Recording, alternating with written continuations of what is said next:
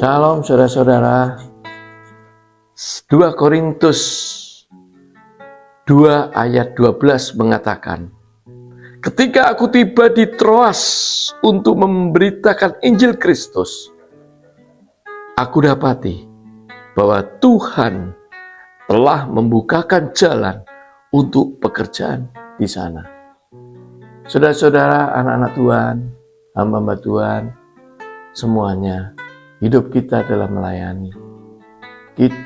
Langkah kita adalah langkah melayani. Pikiran kita adalah pikiran melayani. Semua keberadaan kita adalah hanya untuk melayani Tuhan. Tidak ada kata, tidak ada sisa pikiran kita yang untuk melayani dunia. Tapi semua hidup kita 100% bahkan lebih hanya untuk Tuhan. Kadangkala ketika kita hidup melayani Tuhan, seringkali kita menemukan jalan yang sungguh menyakitkan hati. Banyak rintangan-rintangan di depan kita, banyak kesulitan-kesulitan yang kita hadapi.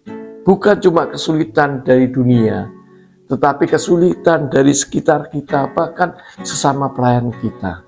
Maka Tuhan mengajarkan pada kita pada pagi hari yang indah ini, di dalam 2 Korintus 2 ayat 12. Ketika aku tiba di Troas untuk memberitakan Injil Kristus, aku dapati bahwa Tuhan telah membukakan jalan untuk pintu di sana.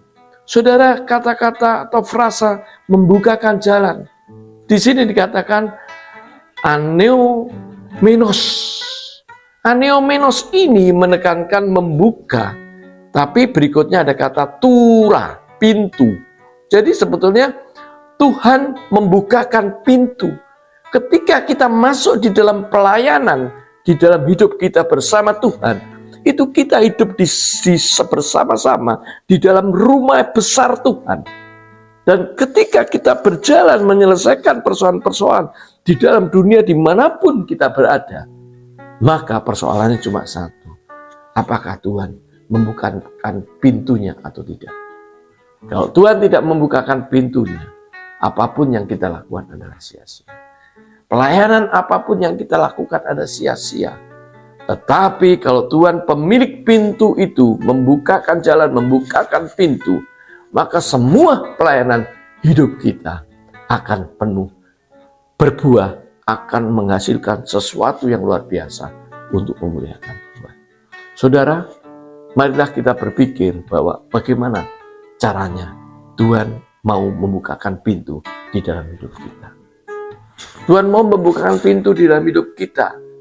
Kenapa Tuhan harus membukakan pintu dalam hidup kita? Karena pintu itu hanya milik Tuhan.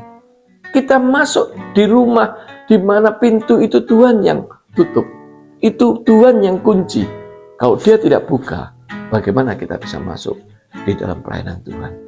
Mari saudara, kita manusia hanya bisa berserah, sungguh-sungguh merendah hati, jujur melayani dalam pekerjaan Tuhan. Jangan ada agenda lain, jangan ada rencana lain untuk memberontak Tuhan. Kalau engkau ingin Tuhan membukakan pintu dalam hidup, biarlah hanya agenda Tuhan saja yang kita lakukan, dan Tuhan sendiri membukakan pintu dan kita bisa menikmati pintu itu. Ketika Tuhan membukakan pintu dan kita masuk di dalam pintu Tuhan, tidak ada kekuatan lain yang dapat menghancurkan kita. Karena Tuhan memprotek lingkungan dan memprotek wilayah pelayanan kita, maka kita mampu memuji Tuhan dengan luar biasa, memuliakan Tuhan. Mari saudara-saudara, biarlah Tuhan membukakan pintu dalam hidup kita. Biar kita masuk dalam pintu Tuhan. Jangan berdiri di depan pintu Tuhan. Jangan menghindar, tapi mari kita masuk. Tuhan memberkati.